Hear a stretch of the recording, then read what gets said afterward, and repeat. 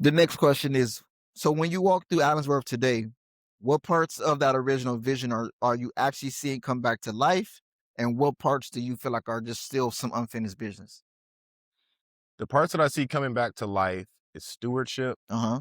Um, we're understanding that Mother Nature doesn't waste anything. She Mm-hmm. doesn't. There's no trash can for Mother Nature. You know, she has mushrooms. She has all these different things as a cleanup crew. Mm-hmm. So we're looking at stewarding the land, Mm-hmm. like the indigenous, like us all as indigenous people once did before. Mm-hmm. We don't harvest something and take the stalks and throw them away. No, we harvest something, take the stalks, chop it up, break it down, feed it back to the land, grow something different here next year. Mm-hmm. We rotational. Mm-hmm. We do this in rotation. We grow many plants. We don't just grow grass to water, Mm-hmm. right? We grow many plants and build biodiversity. We Mm-hmm. let animals come in and graze this. You know, so these are all the same things Colonel Allensworth was doing. He understood these things way back when. Mm-hmm. He wasn't on, oh, I need to go get some fertilizer. Uh-huh. I need to get some insecticide Uh-huh. because no, he understood creating ecosystems. Uh-huh. He understood working in harmony with nature. He Uh-huh. understood that. I think the thing that we're still working to build is that solidarity between our cultures. Yeah, yeah, yeah. Because at one point this was all Black. Now Uh-huh. Allensworth is 90% Latino. Uh-huh. So Black-led Latino community, that's kind of like an oxymoron. I Yeah. haven't seen that before. Yeah, yeah. It's I feel like it's rather unique, especially to but that's California. kind of like how Compton is, Okay, okay, honestly. okay. The majority is Latino, but for some reason the elected officials are still predominantly Black. Yeah, And so that does create this kind of, that's why I can understand yeah, Allensworth to a degree, yeah, because Compton was a very Black city, yeah, and then people moved out, and or a lot of us went to jail yeah, because he was gang banging. yeah. You know what I'm saying? Facts. You know what I'm saying? And so you got this new, and then a lot of us lost our homes Yeah, because we was gang banging, yeah, or because our parents didn't pass their homes down. yeah, And then we always had a large Latino presence here, yeah, but it did increase, and the Black did decrease. yes, But for some reason, the leadership is still predominantly, as far as elected, is still predominantly Black. yeah, So it does create this solidarity and division yeah, simultaneously. yes, That it's yes, like, how do you navigate yes. that? And it's one of those things where in my leadership, I've come to community residents just like, yo, I don't know what happened in the past. Mm-hmm. You know, like any beef that y'all may have with any other Black person, any beef that y'all may have with even my grandmother, Mm-hmm. let's wash it. Mm-hmm. Like at the end of the day, we all want our kids in Mm-hmm. getting good education. We all want to be healthy. Mm-hmm. All want the opportunity to have what all these other communities have. Mm-hmm. So let's put it to the side. I'm learning Spanish. I already know Yeah, a yeah, yeah. little bit of Yeah, me Spanish too. from working in the kitchens, Yeah, Alimentación atrás, yeah, cuchillo, peligroso, things yeah, like that. yeah, But I am taking the time to learn more Spanish so I can um really communicate and yeah, engage. yeah, Because like you said, we all here together. yeah, How do I? To me, it's also like showing a level of respect. Because I'll be around I've heard some Black people be like, I don't know why they don't learn Spanish or they don't learn English, and I'm like, bro, it's they outnumber us. They outnumber us. You know what I'm saying? Way, yeah, and Mexico's right there. yeah. You know what I'm saying? We took Mexico. Yeah. Like, if we don't stop acting like this, Yeah, you know what I'm saying? we're arrogant about our English. About and we're not English. We're not from England. We've been colonized and been made to learn English, and we believe this propaganda that English is some kind of better language. No, it's not no better language. It's like one of the hardest languages to learn. You feel me? It's a slave. It's what our slave masters made us learn. Yeah, yeah, yeah. Or us being prisoners of war, Yeah. whatever capacity. Yeah. We've been forced to learn this backwards, Yes. confusing language. Yes. So it doesn't hold any precedence. It's just what I had to go through school and learn it since a child. Absolutely. Absolutely. So we can, to me, it would be advantageous and helpful for Black people to learn Spanish. It will make our life a lot easier. It's just, if you want, how about this?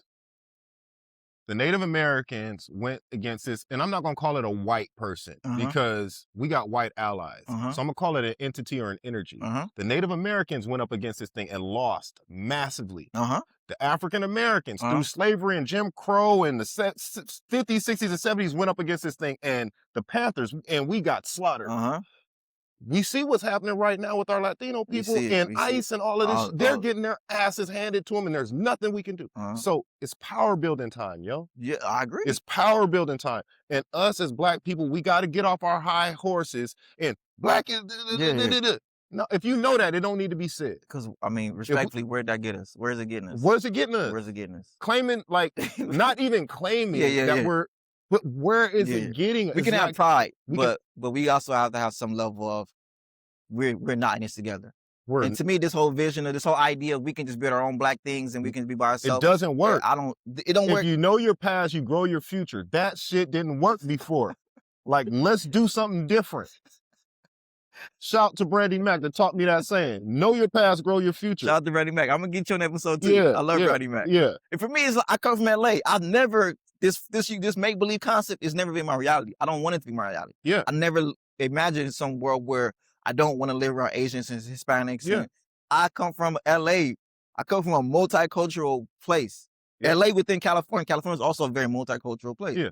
So from my vantage point, especially looking at the numbers, looking at the land crisis, we're all locked out. Yeah. They put us in boxes and they make us sign these social statuses and they give us our crumbs and they want us to fight each other amongst crumbs.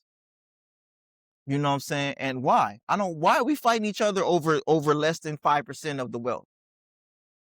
And like you said, it's not even individuals. I don't look at people who are classified as white as wrong or right or evil or bad. Yeah. I just look at it, hey, this is how our system was created. Yeah. This is what our system is doing. And there are some people that are perpetuating this to a. Or some people perpetuating who don't classify as white. Yeah. There's some people who perpetuate There you go. who do classify as white. There you go. So all of us who are human beings, whatever social status you have, we want to deal with this system that has created these conditions and has distribute resources based upon the social status and based upon the way the system was created. Yes. So there are many of us who have been removed from reaping the full benefits of the system, or who wants to help us. I don't care where you're from. I don't care what language you speak. I don't care what you got going on. Period. Are we going to fix this system? Yeah. Are we going to redevelop this system? Are we going to create a new system together? Because Are we all you live here. open-minded enough to have a conversation? Let's start there. And that's how we've been able to build our relationship with the Latino community, with the indigenous community, the Santa Rosaria Tachi Yokuts. Shout out to Bobby Jeff and Kenny of the tribe. Those are I feel like those are my brothers, you know. When I'm in different rooms, I feel like I'm lifting them. As they're in different rooms, they're lifting up Allensworth. So we got to create these symbiotic relationships with one another versus, you know, cutting each other off because of the small things we don't like versus the big things that bring us together. Like nature, like you said. Like nature. It has to be cohesive.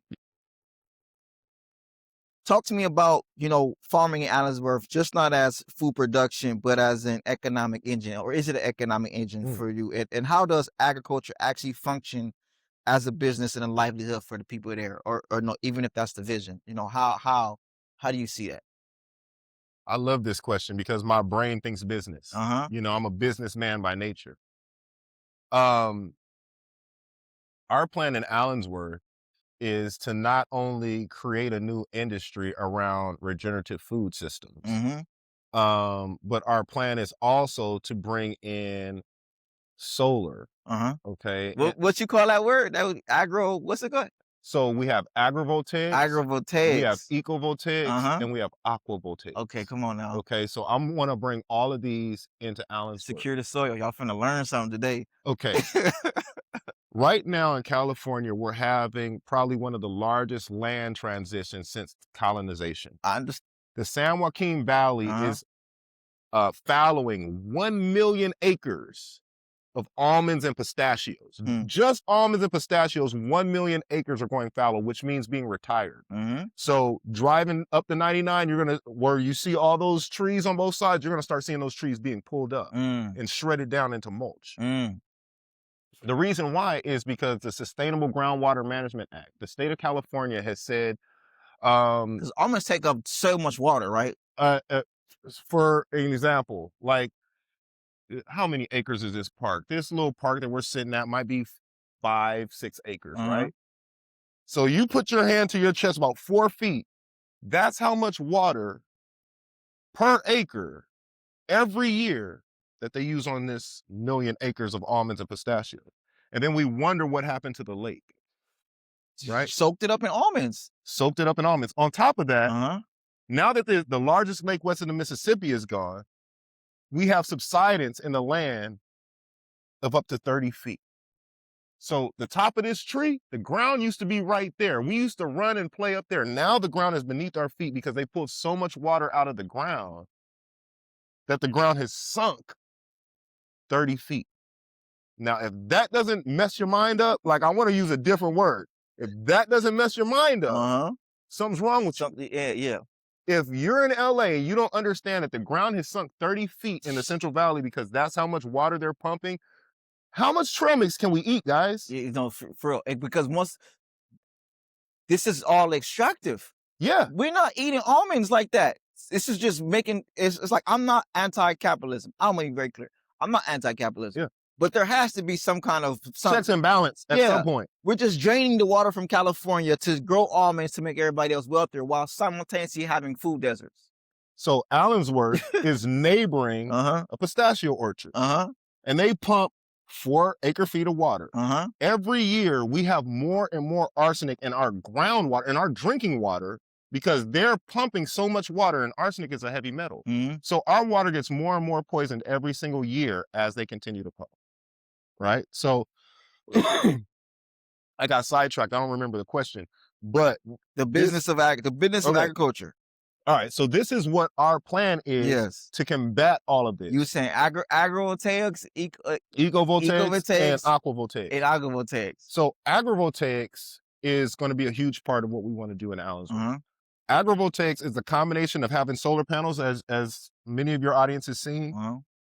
But typically when you see a solar field, it's just dirt. Mm-hmm. That means every animal has been killed, every native species that was growing here everything has been killed for this power plant. Excuse me. Everything has been killed for this power plant. Agrivoltaics is you have your solar, but then you grow plants underneath. Mm-hmm. When you grow these plants underneath the solar panels, you've created a different temperate zone. Uh-huh. Which allows Some shade. Some leafy vegetables to grow. Plants that don't need 10 hours of sun. They need 4 to 6. Can now grow under the solar panel. Also, when the wind blows, because it gets really windy in the Central Valley, That's that weird. it doesn't pick up all the topsoil and take it to the next town or take it wherever it's going to drop it. When it rains, it doesn't wash all the topsoil away because the plants are holding it together underneath the solar panels. And you're conserving water because this place is shaded more often than not. So you're using less water to grow these plants. You're keeping the dirt on the ground from wind and water. You're harvesting the sun and you're harvesting food. Now, there's a lot of farmers that are losing their shirts right now because they cannot figure out, because agriculture is not what it was. The farmers aren't making, they're not living the life that their grandfathers were living in agriculture. Because the soil is dead, the inputs they got to use, it just costs so much more to farm. But if they were to put solar panels on their farm, those solar panels, the cost of power will supplement their entire operation. The cost of power will supplement their entire operation. We're looking at maybe a 400 acre agrivoltaics plot. We're looking at maybe another 400 acre ecovoltaics. Ecovoltaics is growing the native ecosystem. Mhm. So the native plants, allowing them to grow, just putting solar there, Mhm. putting a fence around them. Like, and I visited the California Valley Solar Ranch. Shout out to y'all. Um, it's an eco voltaics 4,000 acre power plant. Hmm. They have special holes in their fence designed so a particular type of fox, the kit fox, can get through the holes in the fence and the coyote can't. Hmm. So this endangered species has multiplied inside of this fencing, inside of this system, and has now branched off into the hillside. When I'm there, you see hawks, you see eagles, you see snakes, you see everything inside of here that you wouldn't typically see because it's collected in here in the masses. And now they're able to grow and populate in safety While still generating a lot of while electricity. still harvesting the electricity. Hmm. You're taking care of the ecosystem while harvesting electricity at the same time. That's something else that we want to bring in. And then we want to bring in aquavoltaics because that's the latest. The solar Uh-huh. is laying the solar panels on water. Mhm. So bringing in this kind of power, you're talking hundreds of acres, you're talking millions of dollars that are be coming into the community of Allensworth just on solar, Mhm. just on solar. Not to mention, so it makes the food production and all those other things icing on the cake when that's really the cake. Mhm. Mhm. Mhm. Make sense? It makes, man, listen, man, I'm excited. So for us, this is the duplicatable system that we're working to create. So not only can we take this system to another rural community and say, hey, look, you got all these data centers coming. You guys are probably Yeah. using wells for farming. You guys probably paying for a cold storage. You probably paying too much for the electricity at your home. Mhm. Set up some solar. Take care of your community. Mhm. PG&E will pay you. Or you can sell your power to somebody else and get a premium. Mhm. I think it's just the insight of that, or the, like, the It's knowledge of, and the stopping and think, like you said, you're a rabbit holer. You know what I'm yeah, saying? You I dive in. You know what you know what I'm saying? So you just got the insight. Yeah. But something that's a lot, man. It's like it's going from this historic, legacy to the future, Yes. to innovation, to us, to what's them things called? A lighthouse Yes. of, like, not only look what we were trying to do, but no, look what we are doing and look what we're going. Yes. Um, We're building a 21st, 22nd century version uh-huh. of the community of Allensworth. And we're looking at it to last the next 7 generations. Uh-huh. The indigenous always say it's for 7 generations. I'm like, that's so dope. Uh-huh. They actually think I'm doing this for the next 7 generations. In this lifetime, they're thinking 7 generations down. That's incredible. And that's what we've been missing. Uh-huh. Yeah, man, we be on survival mode, fight or flight. We be on I survival gotta pay mode. this bill. I gotta just get to today. Yeah. But are we able to stop and really envision the world we want to create? Yeah. We need to remove ourselves from the distraction and build the legacies that God put us here to build. A lot of us are just too distracted I and they're understand. gonna miss out on the opportunity. I secure the soil. You know what I'm saying? That's, to me, it's like that. Yeah. I can see it. Like, there's a major crisis happening, a lot of negativity happening, a lot of chaos happening, and there's this major life changing transition that's happening simultaneously. Yeah. How do we deal with this crisis, accept this crisis, be honest with ourselves about this crisis, but don't succumb to the crisis, Hmm. to navigate through everything to create this future that is happening, and be prepared and being aligned, Yeah. so that way when the future happens, we're not sitting around still saying, oh man, I wish that would happen. Oh man, I remember they talked about that one day. Yeah. And I'm saying that even for myself too. I don't want to be like, oh man, I knew about that. I knew about TK and them at Allensworth, and I Yeah. knew what was going on in New Drama, and I knew about the tax recommendations. But I mean, I I get to just that later. chill. Yeah, I get to that later, man. Yeah. I gotta do Yeah. this. I gotta take Yeah. care of this. Yeah. No, we gotta make the time. You know what I'm You got to saying? make it happen. We got to. So I mean, you pretty much really described it, but like you're talking about like a real self-sustainable food system at scale, man. And are there any other pieces that you feel need to be put in place for it to really get to the point where it is self-sustaining? Or do you feel like you guys got the pieces No, that it's you just money. it's just money? It's just money. Uh-huh, And we're out there on a fundraising campaign. We've been uh-huh, out on a fundraising campaign the last 2 years. We're in the process of acquiring between 2,000 and 3,700 acres. We're looking at two plots right now uh-huh, to build this project out on. mhm, And a lot of times when I say 2,000 acres, they're like, what? mhm, Where the hell you get 2,000 acres worth of money from? mhm, You know? I'm like, no, we've just been hustling for a yeah, long time. We've mhm, been building, we've been planning, we've been putting things together. mhm, We have an enterprise plan. uh-huh, Our community plan was just unanimously approved by the Tulare County Board of Supervisors. So we're going from an unincorporated hamlet town moving in the direction of the shining star in Tulare uh-huh, County. uh-huh, you know um there's tourism that's gonna come with this. There's already tourism that comes with the African American story. uh-huh, Now when you add in ecotourism, uh-huh, all the people that come to see the birds that come through the Pacific Flyway, uh-huh, now that we have water on the ground, we're working with Paul Gosselin, Deputy Director, Department of Water Resources, and a number of other agencies, the multi-benefit land repurposing project, to capture the river that flooded us mhm, and bank that water in flood seasons. mhm, And if we need to purchase water, we can purchase water through this system and bank it when we need it. mhm, So we're not pumping the ground. We're not continuing the cycle of the people before us. Learn our past, grow our future. We're not pumping the ground.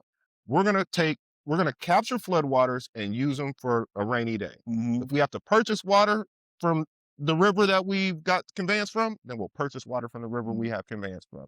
But this is going to allow us to be a closed loop system and allow this community to thrive in ways that it has never truly had the full opportunity to do. hmm.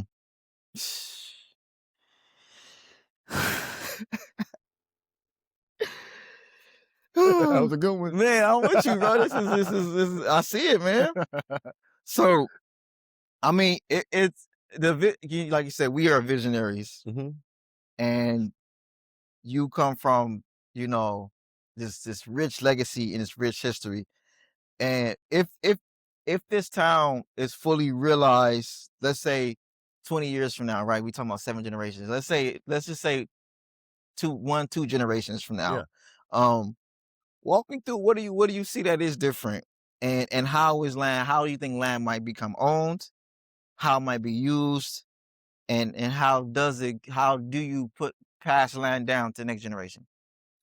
I think what I'm seeing is I love the community land trust model Mhm, because it puts the community in ownership versus having, you know, the leaders of your community driving fancy cars, living in places on the hill while everybody else is still living normal. uh-huh, I see a solidarity economy uh-huh, where no one is left behind. uh-huh, If you live in Allensworth, if you participate in our cooperatives, if you help us grow food, your food will go through our co-ops and get spread out to the different places where, like, if you participate in Allensworth, live in Allensworth, you should get a stipend. mhm, Maybe based on your level of work and effort, mhm, you should get a stipend. mhm, You know, like, I don't see any reason why our community can't thrive, make money, and take care of its residents. mhm, We don't do that enough, and they do this in every other country. mhm, Take care of their people. Their mhm, people got health care. Their people got. So look, if our country's not going to give you health care, here's a check. Go take care of yourself. mhm, Oh, your kid's just graduating from high school and they don't have. Here's a check. Go get your car. Go get your kid a car. mhm, Like, these are the things that I'm seeing that we can create a new economy inside of this economy, hmm. and we can be a model for other communities to do this for themselves.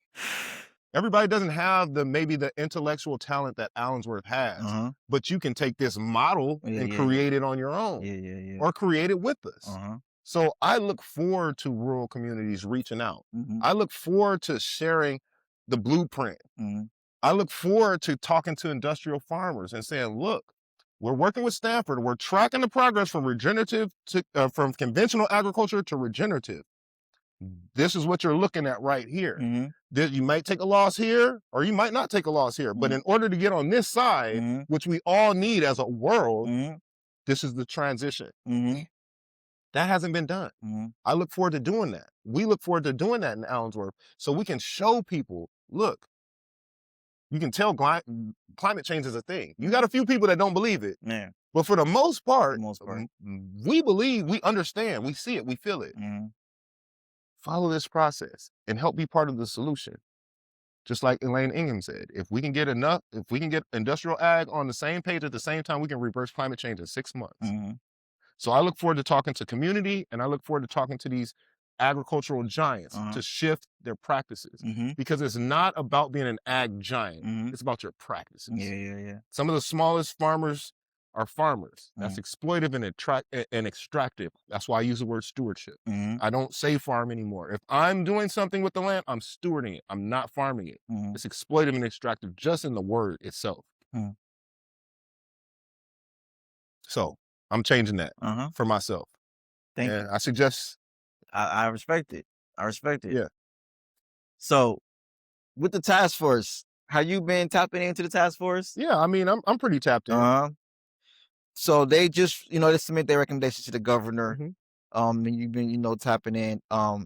Do you see how any of those recommendations, like, do you think any of those can be applied to Allensworth? Do you think you all can learn from those or apply some of those, or do you think like do those meet the standard to you, or do they fall short from your event? Just from someone who running a community, a town. I think that the task force came and spoke with us. Uh huh. They Yeah, came to they came down for Allensworth. yeah. We had a face to Uh face, huh. and one of the things that I told them is, with the land transition happening the way it is, all these farmers are leaving with the equity Uh huh. and leaving us with nothing. Mm-hmm. So say I want to buy this pistachio orchard just south of us. Mm-hmm. They've degraded the soils, they've destroyed the air, they've destroyed the water table. Mm-hmm. We can no longer pump from the ground because California has set mandates on how much we can pump. It Mm-hmm. goes from 4 acre feet to 0.44 acre feet. Mm-hmm. That's how much water we can pump. Mm-hmm. 4 acre feet to 0.44. That's the difference. So So you can't even use the trees no more, basically, huh? you can't Yeah. unless you're going to pay the penalty to Uh-huh. pump, Uh-huh.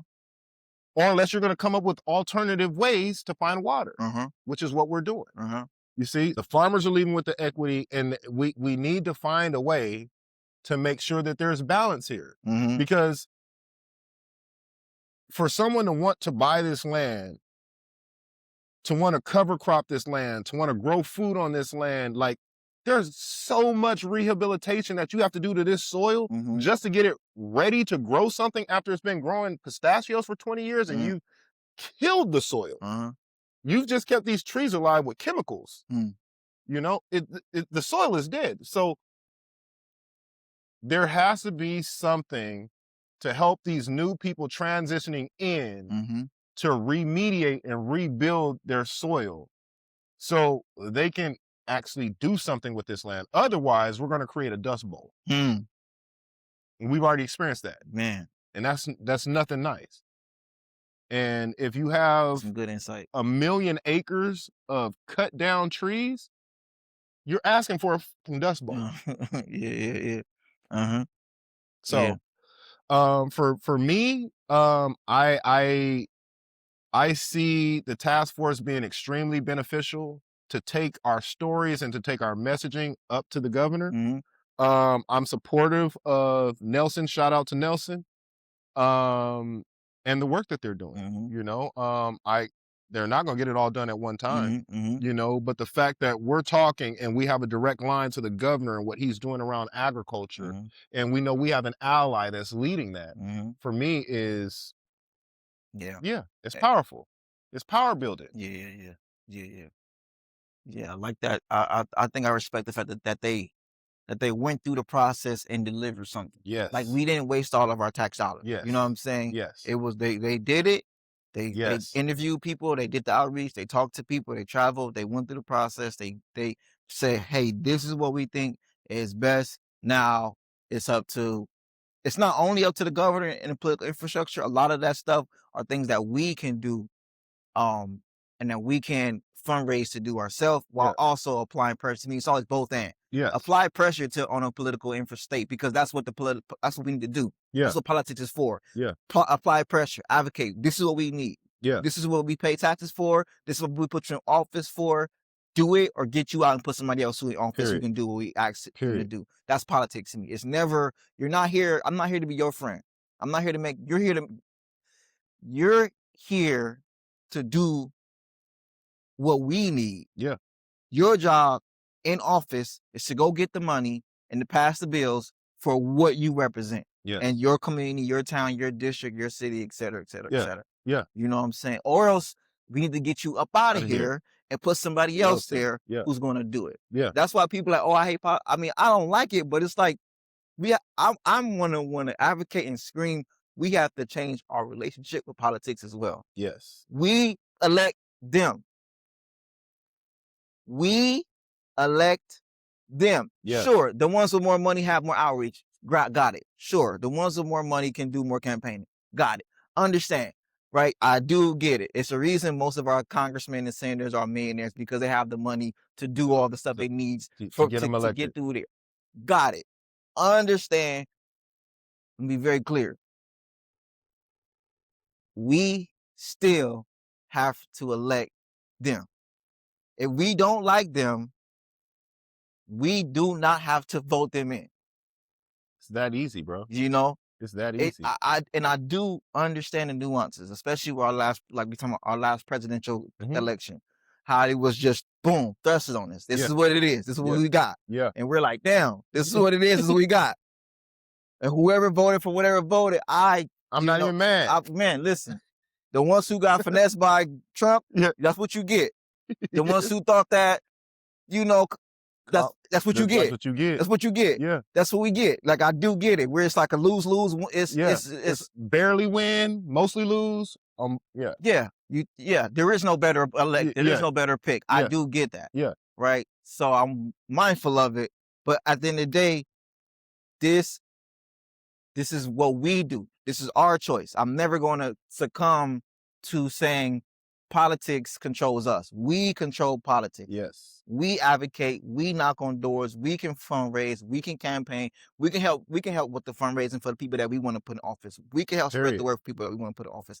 We can do the interviews, we can talk to people, we can do our due diligence. Yeah. It is not easy, it's not sunshines and rainbows, but it's from my vantage point, it's our responsibility. Absolutely. As citizens. You know, I have had conversations with people who are citizens about immigration. And I'm like, well, it is up to you as a citizen. We are the ones who put these people in. If you don't like what is happening as a citizen, we have the right to protect our immigrant family. Yeah. So it's up to us as citizens. To me, it's absolutely. It's up to us as citizens to protect our immigrant cousins and family and neighbors. Yeah. Because we're the ones who have the legal right to do so.